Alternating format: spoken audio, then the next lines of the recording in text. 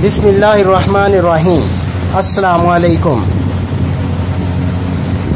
PTI के रहनुमा जहांगीर खान तरीन ने चौधरी बरादरान से रब्ता किया है, जिसमें सियासी सूरत हाल के अलावा शुगर कमीशन रिपोर्ट और इसकी रोशनी में हुकूमती अदारों की मुमकिन कार्रवाइयों और इस हवाले से लाया अमल पर तबादला ख्याल हुआ है।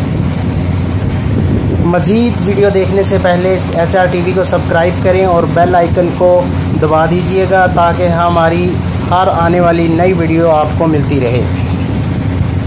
जहांगीर खान तरीन के मुस्लिम लीग नून और PTI के करीबी दोस्त अरकान असम्बली से भी मुलाकातें और राब्ते जारी हैं। शुगर कमीशन रिपोर्ट के बाद जहांगीर खान तरीन के मुस्लिम लीग नून और काफ की आला क़यादत से बिला वास्ता बराह रास्त राब्तों में तेज़ी बड़ी अहमियत के हामिल हो सकती है।